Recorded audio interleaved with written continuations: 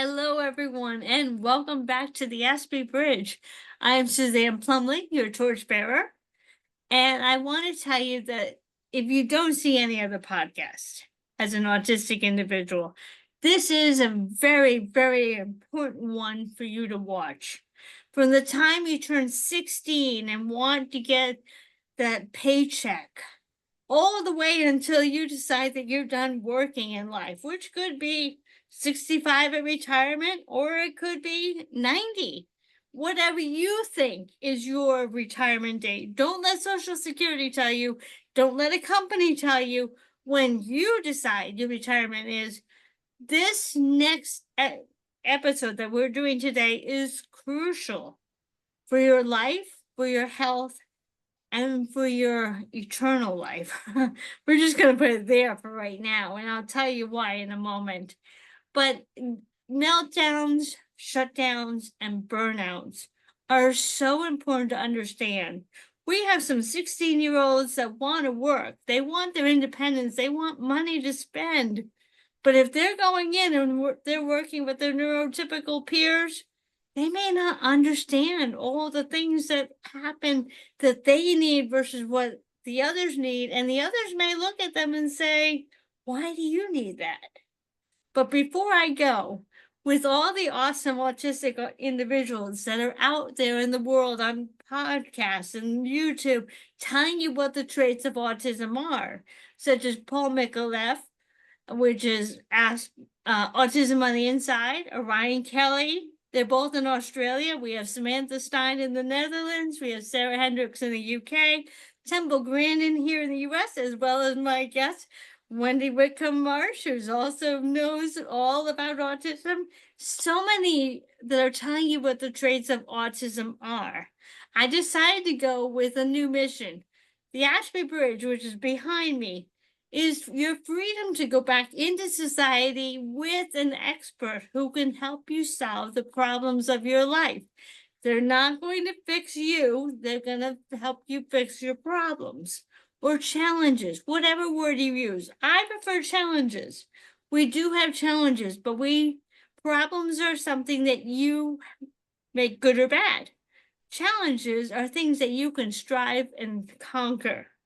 And that's an important differentiation. I just did a quote today by Wayne Dyer. If you change the way you look at things, the things you look at change. And that's true for the word problems. Problems can be difficult. But if you went to math class, I bet you got problems in math class to solve. And were you upset there? Well, I guess it depends on what level of math you were in. But for algebra, I didn't mind those problems. Maybe you have a different answer. Anyway, we're looking at joining you up with different bridge builders to go back into society in confidence to live a full life. You have gifts to share. And it's so important that you know that we're here for you. All of my bridge builder guests, we're here for you. We're your eyes in society to make sure that you are respected as human beings, not as second-class citizens. So without further ado, I'd like to re-welcome my guest, Wendy Whitcomb Marsh, back to my stage 4 times now. I'm so grateful for all of her wisdom. She takes it to the next depth. A lot of my topics come from my needs. And if I have the challenges, then maybe you have those challenges too. And by coming up with all the topics that I've experienced, Wendy takes it to the next level deeper so you can understand the processing behind it and how to find the right solutions. I don't have those answers, and I'm not going to begin to tell you the answers. That's why I always call up my dear friend Wendy and say, Wendy, I have another topic for you. And she'll probably come on a dozen more times because it's so important that you get the right information, not my interpretation of my life experiences. And let me tell you, I learn a lot too. So please welcome Wendy Whitcomb Marsh back to our stage. Thank you so much, Suzanne. I'm always happy to meet you on the bridge. I do want to clarify, I am not autistic. My late husband, two of our three grown children were all late diagnosed autistics. And when I founded my group practice, Adult Autism Assessment, nationwide online assessment, the vast majority of the clinicians that I hired were autistic themselves so that they would understand that. And when I write my books, which is one of my favorite things to do, I not only create fictional characters to sort of demonstrate and play out the different topics of the chapters, but I also call upon actually autistic people like Suzanne. And Suzanne contributed so much wealth of information to this book. She's one of our autistic mentors who provide their wisdom. So while I can do research and write, and I can look at my experience of loving and living with and working with autistic people, I'm not autistic. So I always rely on the people in my life who actually know the truth of it. Thank you. Thank you. It's so helpful. When did your children know that they were autistic? Right away? Are they of the age that they found out right away, or were they a little bit older as well? Yeah, my youngest was a teenager. My oldest was in college, and my husband was old enough to have a teen and a college age child because we found out about them. And then he's going, well, this is me. This is me. This was me when I was a kid. That was me when I was a kid.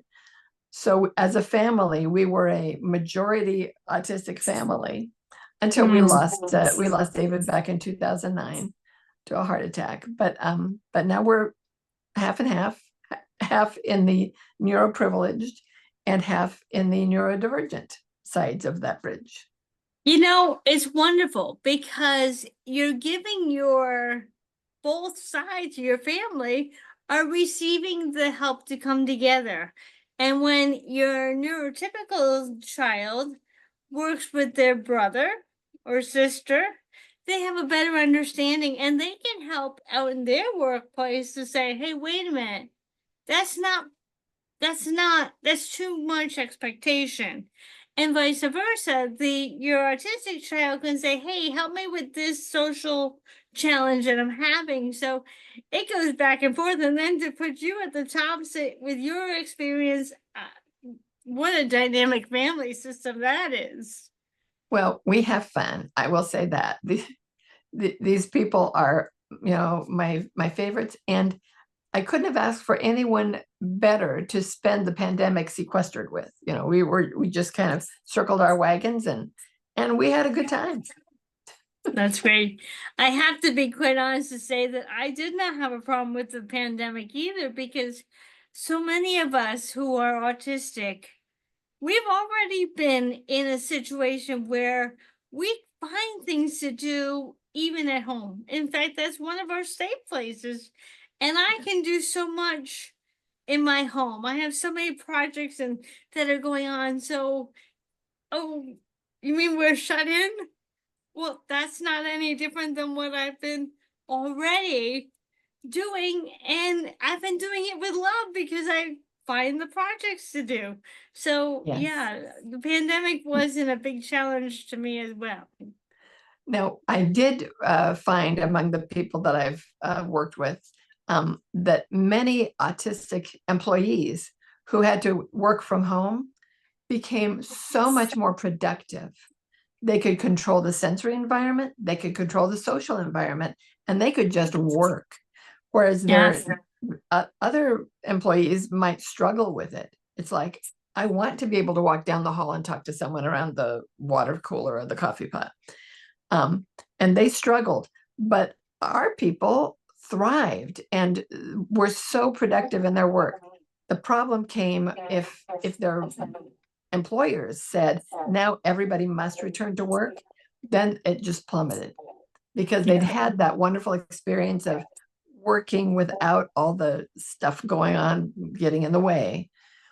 And I personally believe it's a very, very reasonable accommodation for any autistic employee who can work from home. If you're not front facing where you're working with people, if you're working with a computer, you can do that at home. And I really believe that's the number one best accommodation for any autistic employee.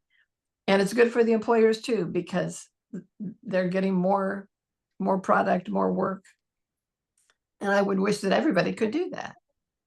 Yeah, there are times, let me just say, I understand that my hyper focus would be right on. I would love that as well. And there are times, to make a subtle joke, if that's okay, there are times when I worked at Starbucks, I'm like, can I work from home today? Yes. And now I'm doing what is an independent job of personal shopping at a grocery store. And I can go and find all the stuff, providing there are no people in the way. So Yes. it's like, can I personal shop from home? So unfortunately, I've picked two jobs because I don't mind communicating, providing they're not standing in the aisle on their phone, walking back and forth. um, those are some things that I have to take a deep breath on and say, they don't know. They're not aware. That's so true. That's an important thing to remember. Other people are not trying to make your life difficult. They are clueless. They just don't know. They're not aware. And I would often joke with a friend of mine who would say, these telephones are getting in the way once again. I don't mind a quick call home to say, do we still have such and such at home? And then hang up.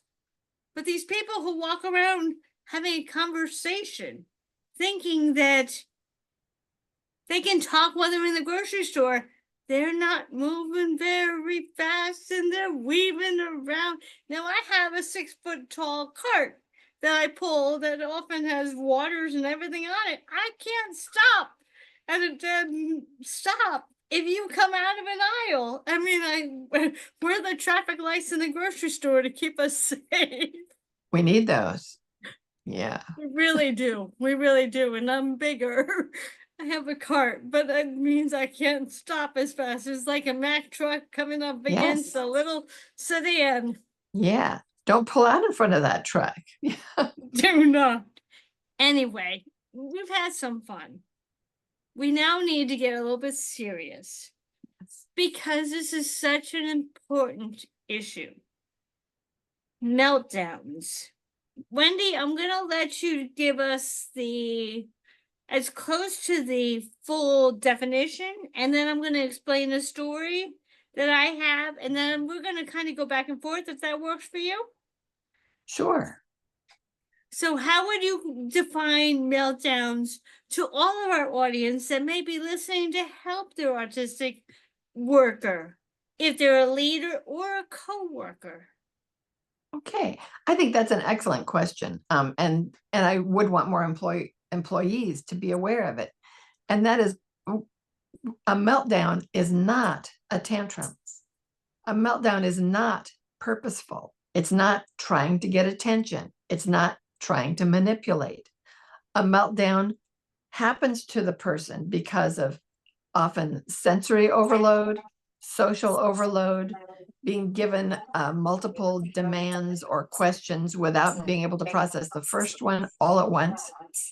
And there's usually one final straw that is like, that's too much. And then they lose their control, not on purpose. And they need time. You can't talk someone out of a meltdown. You can't say, snap out of it. Just pull yourself together. They need to be alone. And partly it's respectful. I mean, the neurotypical person should think about, if you were really sick and you had to vomit, you would want to be alone. You would not want to have to do that out of control thing in public. So if you've got a teacher or boss saying, no, you can't go to the bathroom, here's a trash can, you just throw up and keep working. Nobody would be okay with that. No. And other people are also affected by someone having a meltdown in their presence. So nobody's happy with it, least of all the autistic person. So of course, we always hope that they can stop things before it gets to a meltdown. But once it gets to a meltdown, don't blame the person. Give the person privacy and give them time. Don't go knocking on the door. Are you done yet? Are you done yet? Nobody likes that. Very, And very. and if it's bad, they might need the next day off because there's a recovery time that is really, it's not negotiable. It's what that person's body and mind, whatever they need to recover. It might be an hour, it might be a day. I don't know. It's very personal. But the important thing is it is not on purpose. And the person having the meltdown doesn't like it any more than their boss does. They are not happy about being put in that position. Not at all. Not at Yeah. all. And I want to tell people before you even go to work, if you're autistic, first thing to do when you start a new job is to talk to all of your supervisors and feel them out. You want to find that supervisor who hears you, who feels you, who's compassionate with you, because you're going to want to make a partner with that particular supervisor. Let me tell you, every time I've had a job, I've looked for the supervisor that I feel comfortable with. They're the ones to talk to before the meltdown happens. They're the ones to confide in. And each time I've opened my eyes and known who I felt comfortable with. That is the first prevention to a meltdown, is to find that person. Unfortunately, that person doesn't always work the same shift you do. Yeah. That's the first hard thing. But it's always nice to know.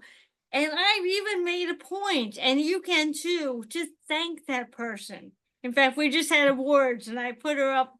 I nominated her for award because I was so appreciative, and I tell her regularly. And when you tell someone how appreciative you are of them, they're going to go out of their way to make your job successful, out of their way to bend the rules without advertising or announcing them, to make it easier for you to do your job at a comfortable level. I have told this person that one, it's easier for me to be a personal shopper, which means I go around with this big cart and I pull it through the store and pick up groceries. It's easier for me to do that than it is for me to be a Kirby, which means I collect all of an order for someone into a shopping cart that's crowded in the area, take it out to the car, put it into someone's car, and walk back. One is the heat. Two, it's a messy car that someone hasn't prepared for. Three, it could be an obnoxious customer that's had a bad day. You're dealing with so many social challenges in that situation. So this one supervisor has allowed me to do more shopping because she knows that that's easier for me. You don't have that supervisor who has your back, who you're also paying with positive affirmations and thank yous. She's not going to work with you. I had a day this last day when I was supposed to be a Kirby all day, and she let me be a shopper because she That's knew wonderful. what I Yeah. needed. Now, Yeah. let me just also say quickly, but if you want to add in something first, Wendy, based on that, any lessons or key points you want to add in before I go into the Well, story? yeah, just about disclosure. It's a personal decision whether you say I'm autistic and therefore this is what I need, or whether you say I have trouble with auditory processing, so I can focus better if I wear earphones, and it doesn't mean that I'm listening to music or that I'm not paying attention. It just helps me process auditorily without saying autistic. Some people want to just say, I am autistic and therefore, and some people don't want to say. They can just say, I do my best work if I get this kind of support. Um, And some people, I love what you said about trusting supervisors, finding out which supervisor you can talk to. Some people have made the mistake of thinking that the coworker or supervisor that they can talk to so easily at work is also their friend. And it can be hard to realize that, no, that's just a work relationship. They're not going to be your friend. And, that can be a hard realization.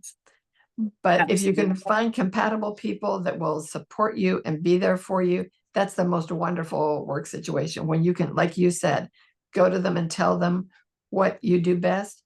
You're not trying to get out of work. You're trying to do your best work, and you do your best work inside. Yeah. Exactly. Thank you for adding that extra level. It's very important. On a particular situation, you need to know who you are, what your strengths are, what your challenges are. For me, speed and physical situations are my weakness. And I don't mean I can't walk, it just means I get tired faster. So if I'm running a 3-day shift, 3 days in a row, that third day, I'm going to be more tired than I was on the first day. Knowing who you are. The other thing is, as I talked about earlier, is if I have people in my way and I'm polite, I won't rush through the aisles to meet the speed requirement. And man, is that frustrating when you have someone who is holding you accountable for speed. Oh. And you can't do it because you refuse to be impolite to the customers who have a right to be there. And yet you're getting graded, let's just say, or evaluated for your speed. It goes against your core value of serving the customer for a measurement. So I found a way around this that will help you. And I wrote this in my Patreon, Aspie Bridge Builders podcast channel, my blog today, which is, instead of looking at the individual items that have to be done on your task list, look at the whole picture. How many carts can I get done today? How many orders can I complete today? If you start to put your mind on the bigger picture of how many carts, how many shopping orders can you get done, now your brain is saying, I'm going to see how many I can do. What that does is that puts the focus on your abilities and takes it off of the comparison that the supervisors are doing. The supervisors want to see who the fastest is. And there's a sign up on the wall showing people who the best are. You have to say to yourself, it's okay. I don't need to be up on the wall. I just need to be the best version. There was a day when I was told, you're not making it. You're not fast enough. You're not meeting expectations. And I'm like, I'm doing the best I can. Yes, but we have expectations of speed.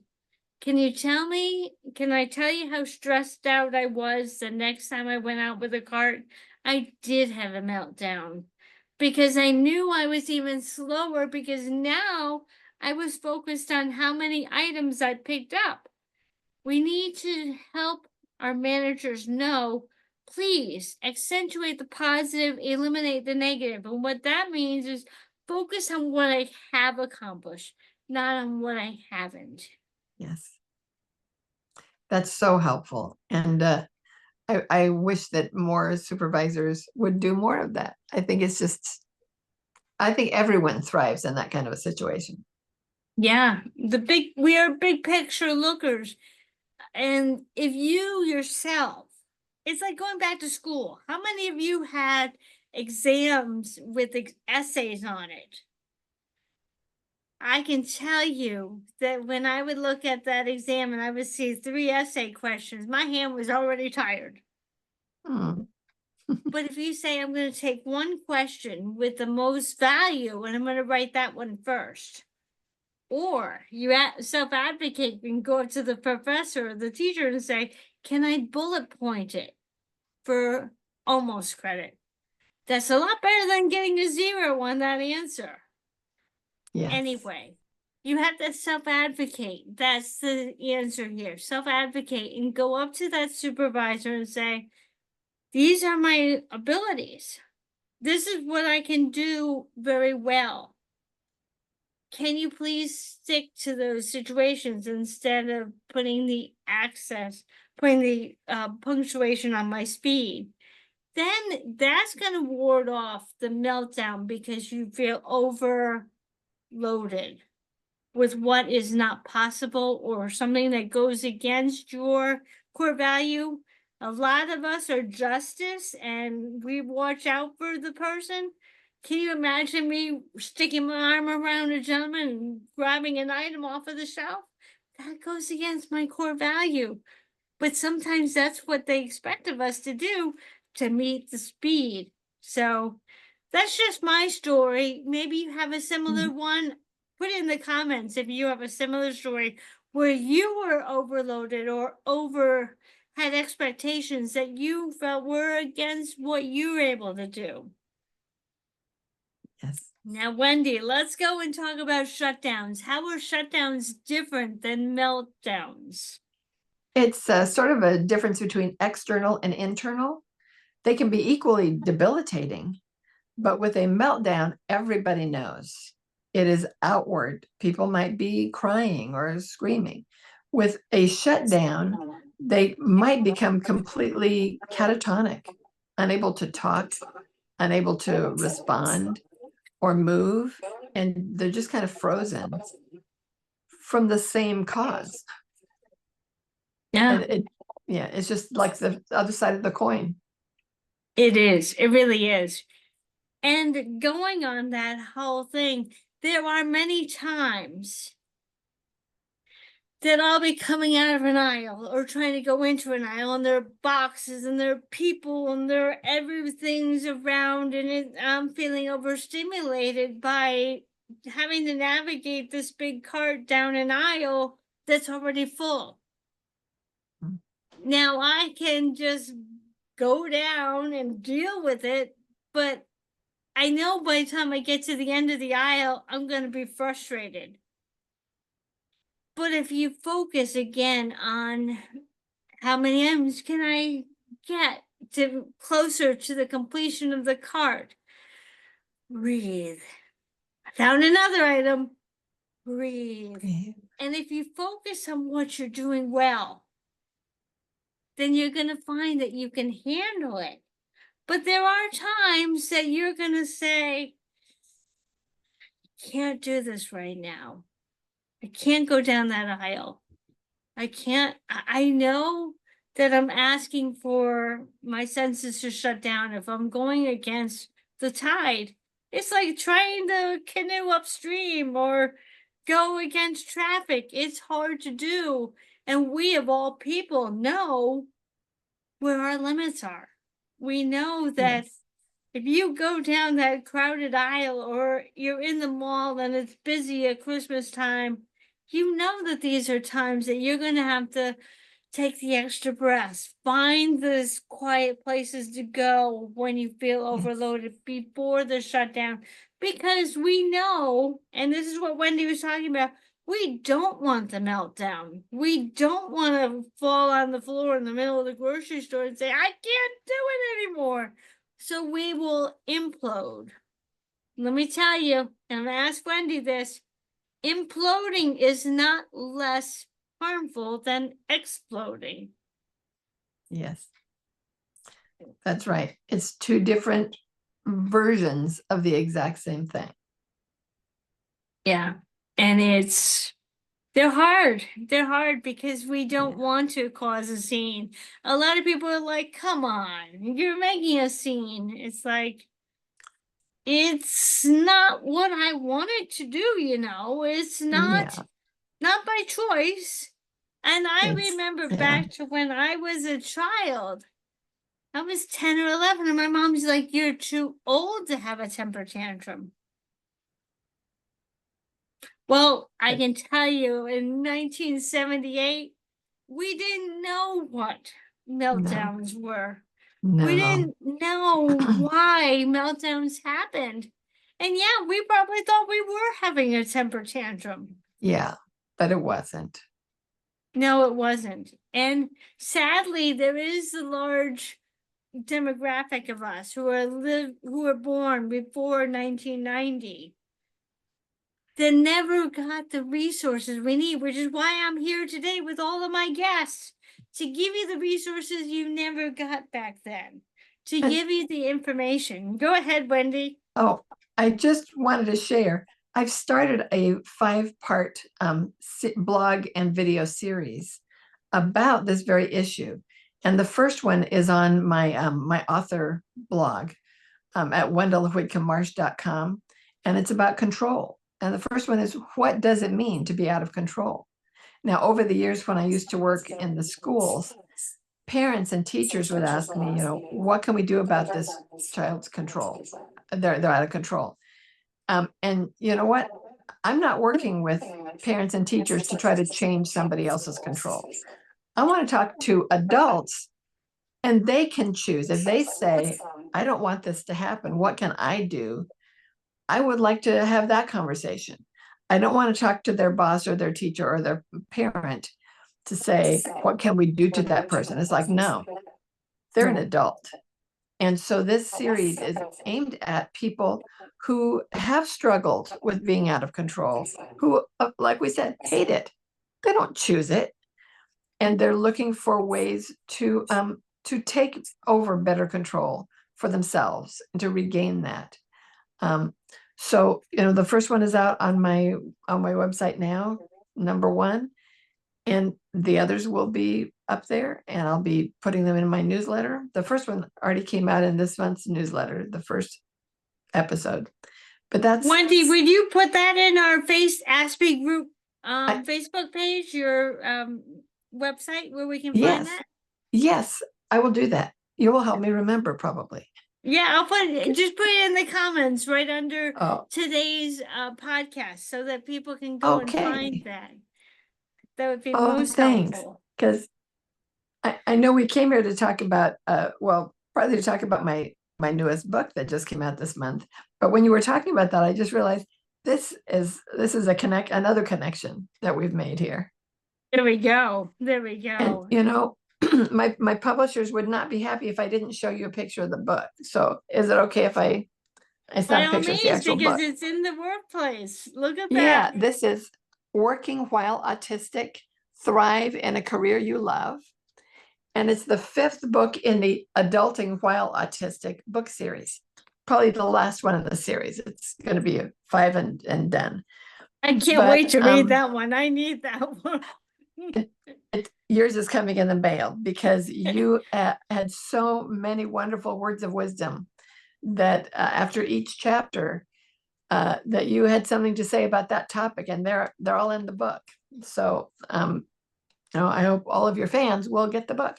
Whether you ask your librarian, and ask your librarian or go to your local independent bookstore or wherever you like to get books. But I hope that people will read your contributions. Oh, thank you. Yeah, that's very important. And you also have a webinar coming up. Would you like to just let people know about the webinar? Yes, I do. Thank you. It's June. I think it's June 23rd. Isn't that terrible? I think you're right. I think that's what I saw. Yes, it's called Working While Autistic. And it's not free, but it's only $14.95. So it's under $15. And I'm just going to see what time it is in the Wendy, I sent that to my brothers because I want my family members. Now, let me remind all of my listeners here, I don't have the supportive family that we need as autistic individuals, as adults. A lot of people say, well, once you're 18, you're kind of on your own, and not with us. We really need to have that supportive family throughout our lives. And let me just give you a quick thing on my brothers are like, you know, you can work a 40-hour-a-week job because we work a 40-hour-a-week job. You need to not be home on your computer doing your things and not making money. And I'm like, I sent them the link to your program with the hope that they would understand that 40 hours a week for us is like 80 Oh, hours a week for them. it is. And I always say that a standing job is 2 hours longer than a sitting job. So a Yes. 6-hour sitting job is equal to an 8-hour standing job. Yeah. And autistic burnout is real. It's documented. It's not people trying to get out of work. It is an actual thing. And I found it's June 25th and it's at 8 a.m. Pacific time. So, people can do the math, what time it would be in yours. 10 And in it's Texas. Yep, 10 okay. a.m. in Texas. It's through Future Horizons, my publisher, who I love. And they're in Texas too, actually. So Wonderful. All of these resources, I encourage you to take advantage of them, especially in the workplace, especially because even if you have the supportive family at home, unless you're going to stay in that little circle for the rest of your life, which I don't think any of us want to, you're going to get out into the world. And when you're out in the world, you're going to want to make some money. And hello, that's where the workplace comes in. And that's crucial. Now, before we go into that ultra important topic of burnouts, I just wanted to say, Wendy, that I know for me, I can't work with small children. I can't work. I tried it. In fact, I got fired from working in a first grade classroom because it was overstimulation for me. When yeah, children don't understand how they're behaving and they don't understand school social rules and social rules, it's hard for me to have a classroom management that I can handle. So I've said to a number of recruiters, I'm sorry, that age group overstimulates me.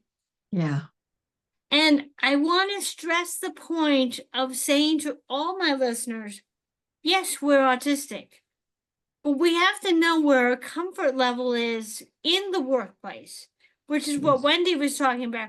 Don't just take any job because it's a paycheck. Because I can tell you that you're going to find yourself quitting 3 yeah. days, 6 days, a week after if you don't know what you're able to handle. I learned after that first grade, I only put my hand on the child's knee, but he went home and told his mother that I walloped him. Well, I think she yeah, was on her cell phone. I think she was otherwise attentive on something else, and it was the only way the child was going to get their attention was to put in a lie. So I got excused from that, but lesson learned, I don't work with children less than yeah, fourth grade. And I now am looking at middle school and high school and college students because at least then they understand school social rules and regular social rules. yeah. But anyway, that's when I burned out on education. And we Yes. can understand why that would be the case. Wendy, tell us all about burnout, please, and Well, why that situation might have caused one. you know, I I uh I don't know that I can tell you all about burnout, but I can tell you some things, which is number one, it is real. It's not people being lazy. And I want to put in a plug for Devin Price's book, Laziness Does Not Exist. And tell people if you're telling yourself you're lazy, if people are telling you you're lazy, that's not it. It is not laziness.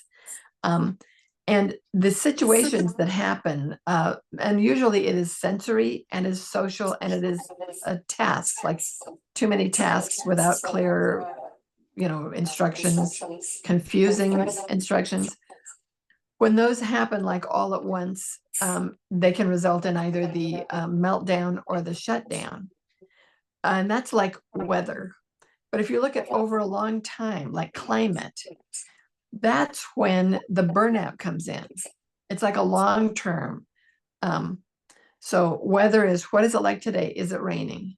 Am I having a meltdown or a shutdown?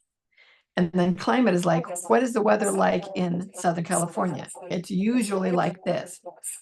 And when it's usually like situations that would cause meltdowns and burnouts, that's not a good situation. I mean, meltdowns and shutdowns. That's when the burnout comes in, because they just, you can't carry that forever. It is exhausting, and nobody can be exhausted 24/7. Give everything at work and then have nothing left to even fix dinner. So burnout happens then, and it's real. It is. And I experienced my first burnout after working 5 years at Starbucks. And I liked the job. I was at the drive-through window, which meant that I wasn't overly taxed by people going back and forth. I used to work that part of the job where people were busy going around me. And that was the beginning of working against my tolerances for too many people in too small of a space. But I took a deep breath over the course of the years, and at one point in my last year, I took a leave of absence because I just needed to see if that would answer my question. Don't be afraid to ask for a leave of absence if you've been at your job and then something's just changed or in some way. Go to your supervisor, go to your manager and say, before I quit, I'd like to try a month off. Sometimes that will be enough to restart you. Yeah, unfortunately, you're not going to get a paycheck. But it's your health versus money. I think your health is more important. But anyway, first try a leave of absence so that you can alleviate the meltdown, breakdown, shutdown from happening. And I had gone back to Starbucks for February through May. And I was finding that all of the bells and the whistles and the people coming in, and there was just so much going on, so many moving parts, so many sounds and competition. And I think my breaking point, which is where we would go between meltdown or shutdown and burnout, my breaking point was I was hired to be the connector to the people who are coming through the drive-through. That was my role, and I did it really well. I kept people engaged and talking while we were waiting for their orders. But there was a day when my manager, who in his excitement, we'll call it, I was talking to the customer, was waiting for their order. He tapped me on the shoulder and said, "Here it is." And I said, "Wait a minute. I'm here to connect, not to speed your customers through. And first of all, no one should ever touch you and speed you up. That's not appropriate. Talk to someone above if that happens. Because speed, I don't care what industry you're in, you should never be reprimanded if you're doing the job that's expected of you and someone taps you on the shoulder to say, "Here's the drink, get it out there." That's not okay. I'm going to tell you right now, that's not okay. And I got to a point in May where I'm like, I'm just done. I can't do it anymore. My body was tired. My head was tired of all the bells and whistles. And I went into physical shutdown. Now, here's the next part. My family still expects me to work, even though I'm still in physical shutdown. And that means my legs hurt, my feet hurt, my stomach is not right. I don't sleep well. So try putting a burnout with still working. What can you say about that, Wendy? Well, that's asking more than a person can give. And I do want to say, I recognize that, they might have a line of cars. They might want the coffee to get out there. But he really crossed the line when he entered your personal space and touched you. There could have been another way to communicate. We need to stop the connection part, the conversation part, and keep the cars moving without touching you. Because what might seem to him like nothing, like just tap, tap, I just want to get your attention, to a person who might be sensory defensive, who might have already be at the edge of sensory overload just from all of, the lights, the conversation, to then have someone enter and touch you like that, tap your shoulder. I'm not surprised that would be very difficult to cope with. So I'm sorry that he did that he didn't realize that, keep your hands to yourself. It's not just like, obviously, don't sexually harass people. It's any kind of a touch. It could be to him a totally innocent touch, and it's innocent, but it's wrong. Exactly. At work, just don't touch anybody. Honestly, don't touch people at work. Yeah, I was just as wrong to touch that little boy's knee, even though I didn't hit him. I was just as wrong. I was just as wrong. And do I feel badly? Of course I do. But I now have learned a valuable lesson of where I'm not suited to work in that kind of environment any And longer. we keep learning. Yeah, we learn from every experience. That's the thing. Learning is lifelong. And exactly. Something happens, we just keep learning from it. And that's the beauty of it is, and many autistic people that I know have had multiple jobs because of the burnout. And it's not what they want. They would rather stay with one place for a long time. But as like you, as you continue to try this and that, you find something where, okay, this is someplace I can stay long term. If I have these accommodations inside instead of outside, or whatever it is, people can find their niche, their place where they can keep working. And that's my hope for everyone. I know the numbers look bad as far as how many autistic people are underemployed or unemployed. And I believe that those numbers probably, well, I don't know all the math. I don't know if those numbers include people who may not be able to work. They may not be able to speak or even to use a communication device or to take care of their needs. And they deserve to be cared for, not told you have to go to work. But for everyone who wants to work and who does need to work, I would like that the employers would be more and more open, and many of them are actually saying we value our autistic employees. And I hope that they're valuing and not using them, value their strengths and use their strengths without, using them, without using them up, I guess is what I mean. Yeah. Let's talk about a very difficult topic. And then I want to go back to those stats and everything, because that would be a good way to end it up. So we're not leaving on a hard note.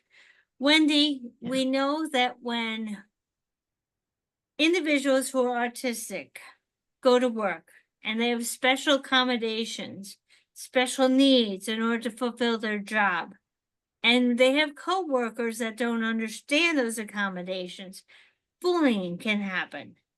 Now, bullying can bring in a form of meltdown or shutdown, staying away from a person.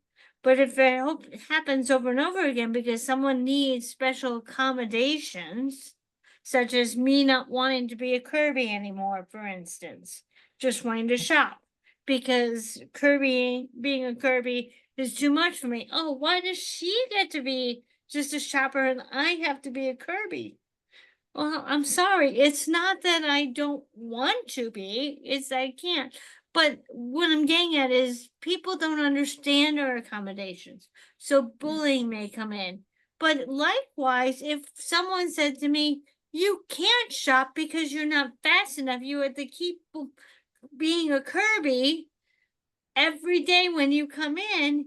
That's now I'm either being bullied because I can only be a shopper, or I'm getting overloaded because I'm being punished for not being fast enough. That's going to bring about um a burnout. Now, going back to work when I'm already in burnout, that may bring about a very scary situation called autism suicide, Yeah. where we're being pushed by people who bully us for not doing enough.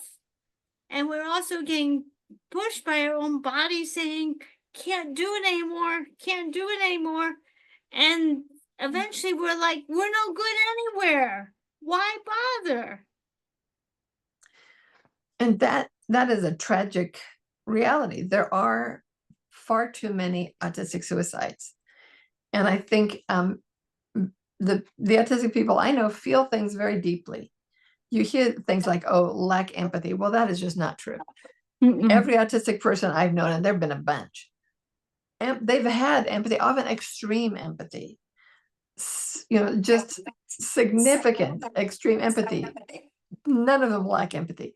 So part of this extreme empathy is worrying about other people, and when something happens, that you've been in this burnout situation, it can be very difficult.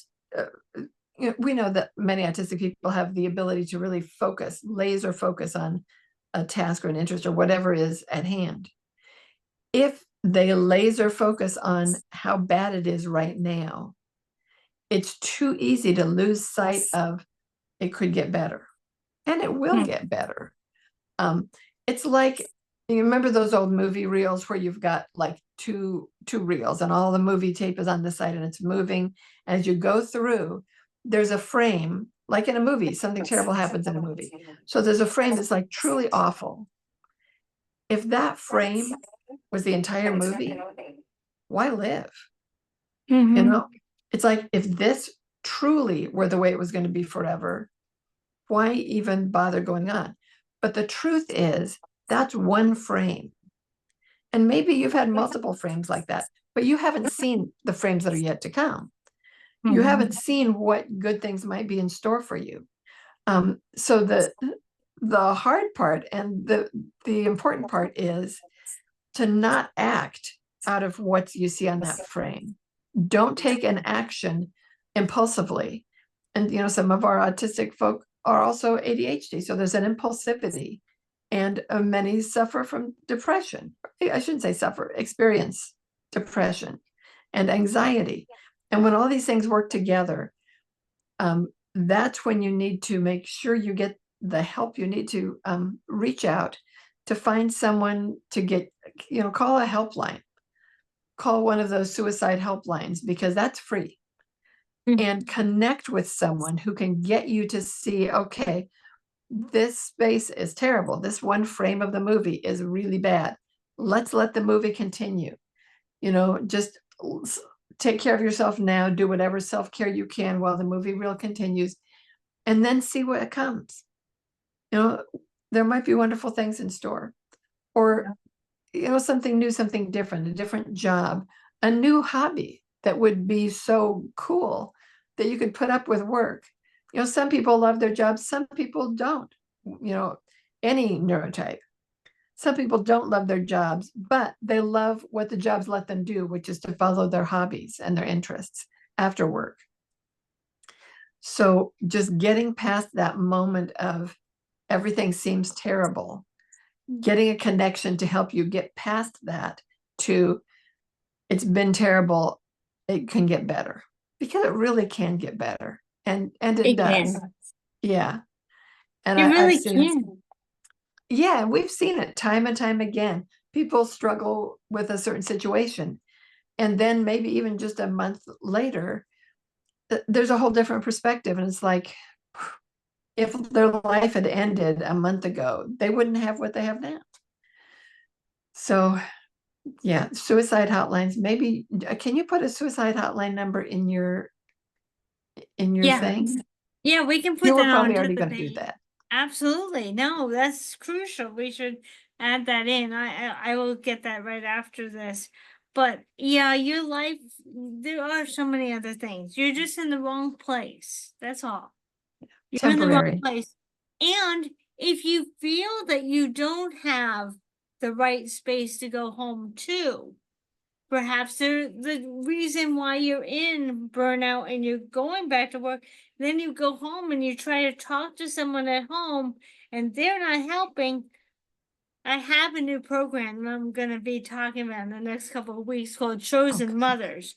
Sometimes we women who are late diagnosed don't have the connection with our mothers that we need that would ward off suicide or meltdowns or burnouts.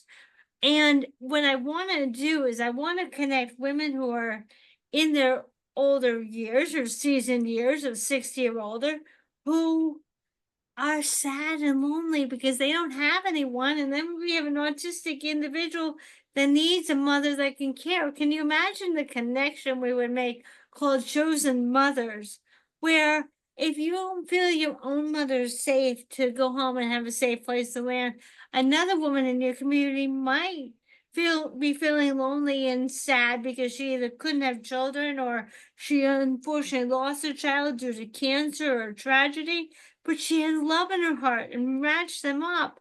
You know, this is the time when you don't have to stay with your family if they're not serving your emotional needs. And let me tell you, part of burnout for me is I have too many emotions. I've always been told I was very passionate, and I didn't understand what that meant. Now I do. Excuse me.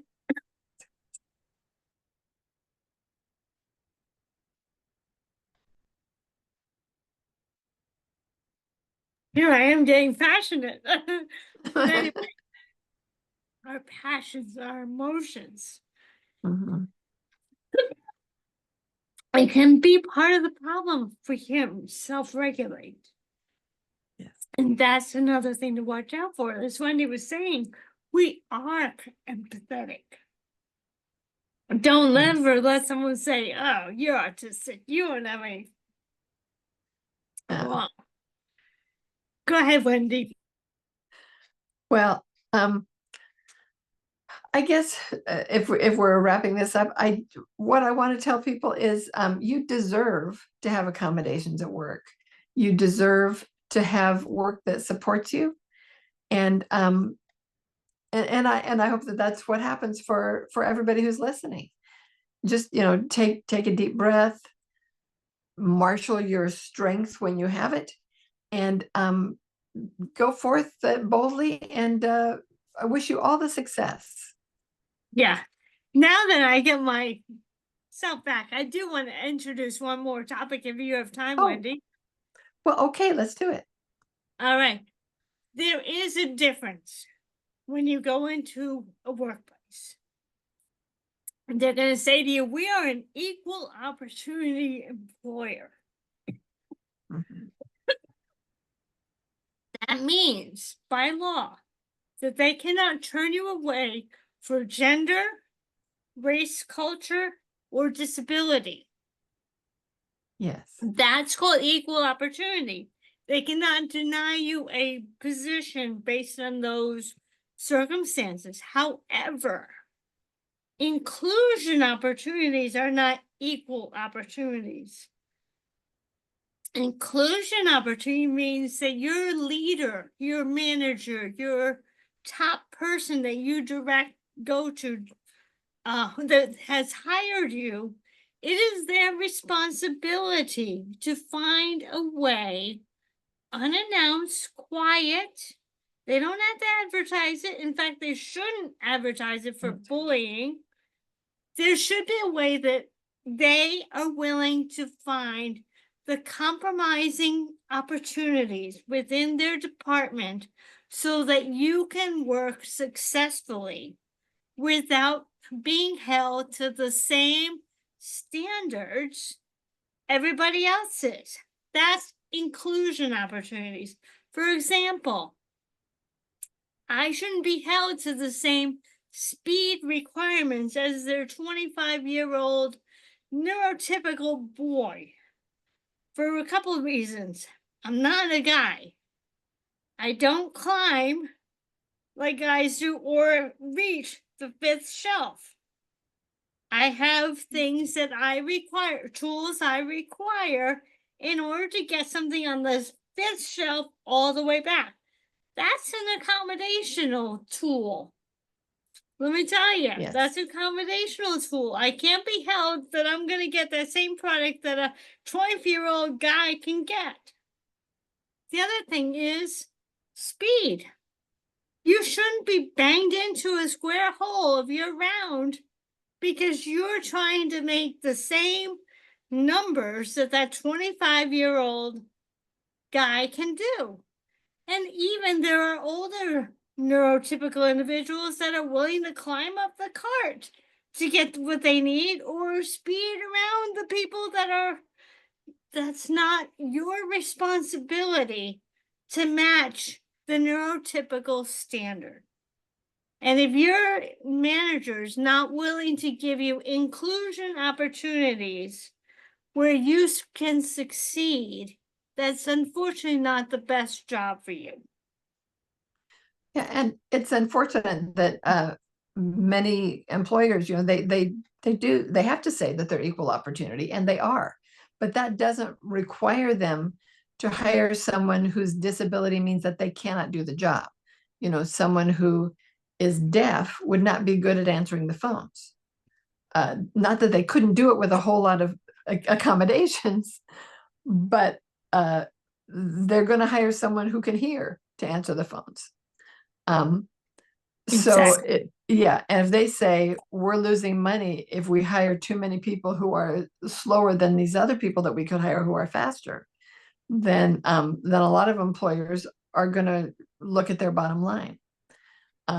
If you can find an employer that values you, a supervisor that understands you, that's the best possible thing because you deserve accommodations.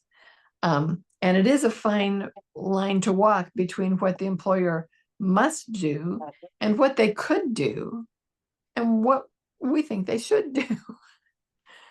Very true. Very true. And I would hope that before an individual goes into the wrong job for themselves, they should ask themselves, do I really want to be flipping burgers? Do I really want to be collecting trash? Do I really want to be on the computer all day? Do I really want to be, before they even approach that interview, I think they need to take a close look at what they're willing to do versus what they won't do. Because if they go in and find any job and they get hired and they're not willing to do the task of that job, it's not the right place for them. So as you were saying, Wendy, I would hope that the individual who is hard of hearing is not going to go in for an interview job with answering telephones as the main thing, but they could go in to a job that requires computer work, and then they don't get impacted by the noise that's around them. Exactly. And I think knowing what you said, knowing your own strengths and your own needs for accommodations, you should be clear about what those areas of need are so that if someone has trouble regulating their temperature and when they get too hot, and this is true for many people, then they can't focus as well and they can't function as well in heat. That's a real thing. That's not somebody being a wimp. That's a physical thing. So you really can't flip burgers because there's a lot of heat. So you don't want to get that job because it's going to directly affect you and you will not be able to stand there in front of that hot grill for 8 hours, physically unable. So knowing your strengths and knowing your challenges, you used that word before, the things that would get in the way of you doing your best job. And then, like you said, choose the job that really feeds into your strengths and that is not going to deplete all of your energy just trying to maintain in a difficult environment. Exactly. What I like to help my clients know is, well, first of all, I had 31 jobs since I was 21.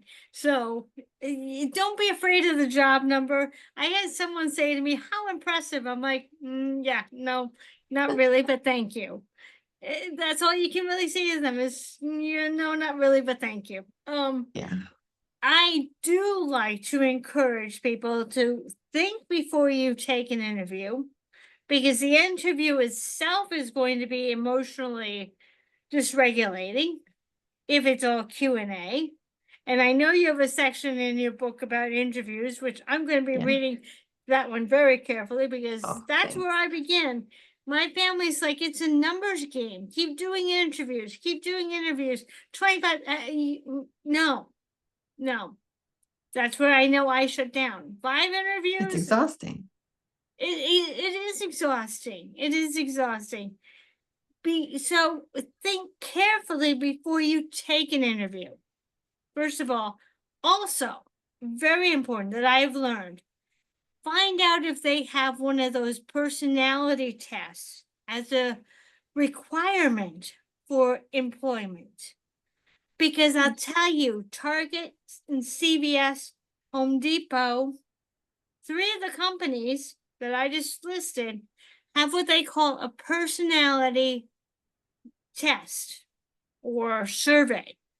Those personality surveys for an autistic individual are very confusing, because they ask the same question 3 different times to see if you're going to answer consistently.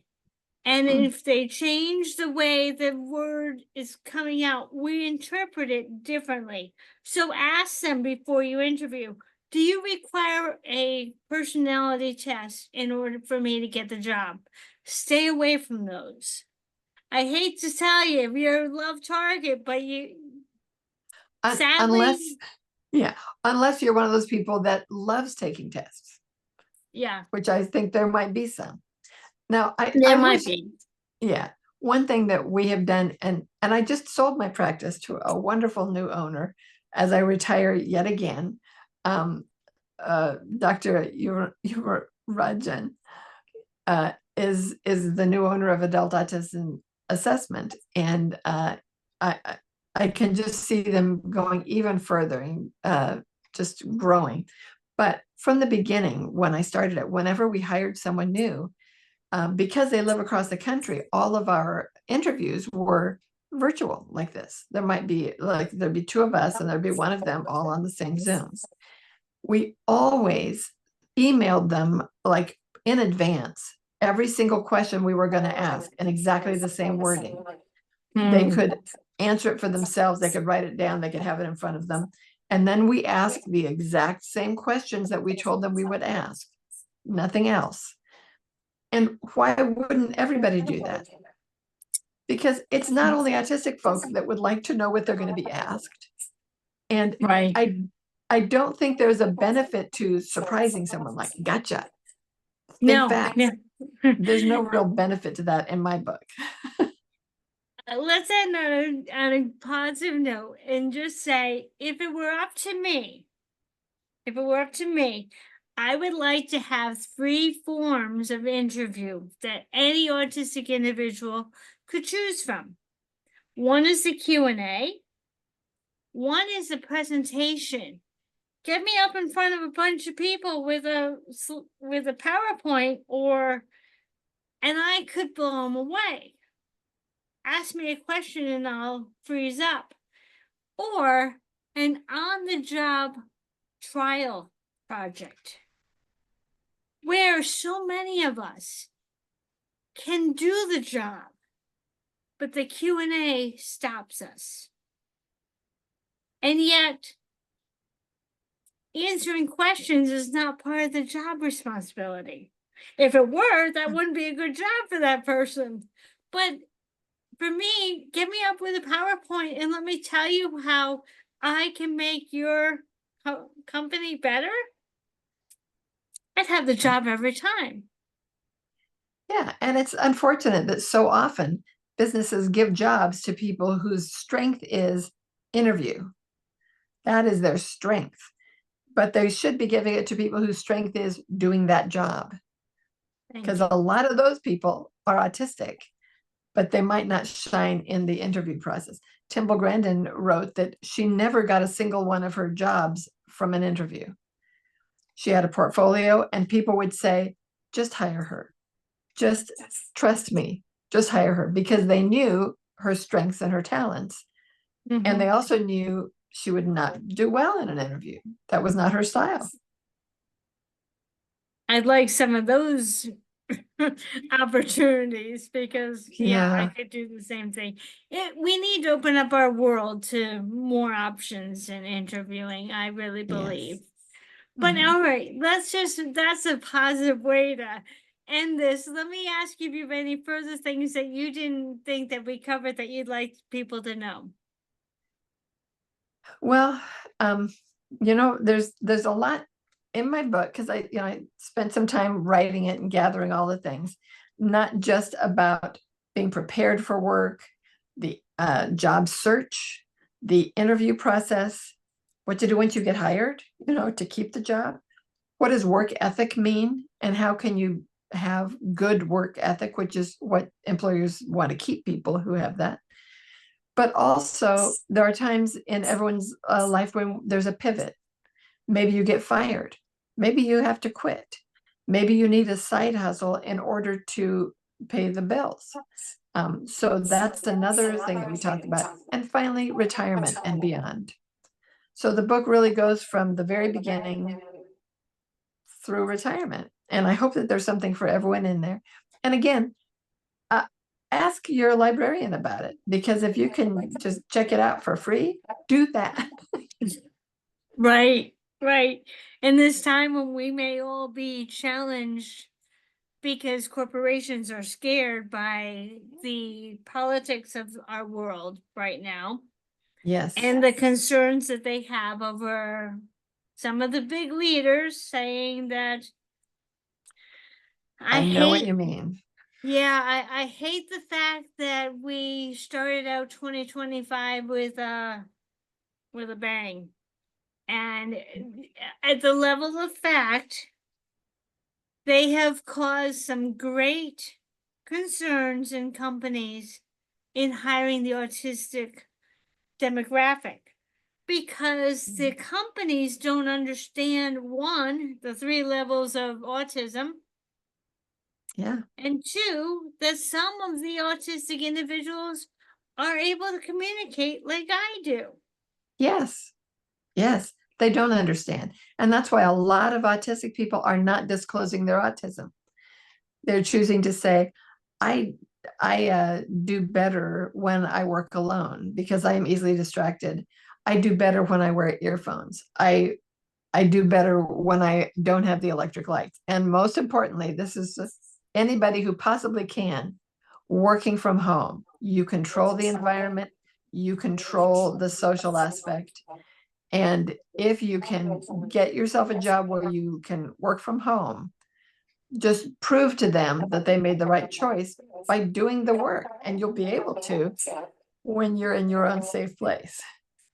Wendy, if you have any resources, because I've been looking all over Facebook, people are worried about the scams that go after the autistic demographic, about work at home jobs. If you know of any resources where there are legitimate work at home jobs, I'm in. There are websites. I often, like, for me, it's if I'm shopping, I'll be on Facebook and they'll pop up some product and it looks wonderful, but I'll never buy anything off of click the button on Facebook. I go to the internet and I say, is this company legit? And there are several different websites where they look at a lot of different aspects of, is it a scam or is it legit? So before you answer anything like that, don't even reply to, if somebody sends you an email or a text and you don't know who they are, don't even reply to it unless you can find out who they are. They might have, if it, like when you get an email, it says who it's from, and it might say, Target, would you like a job with us? But if you hover your mouse over it, to look at what the actual address is, it might say Target/gobbledygook/Gmail. Target doesn't use Gmail, you know? Right. So you can find out, is this really from someone, and report it as junk if you're getting scammed by that sort of thing.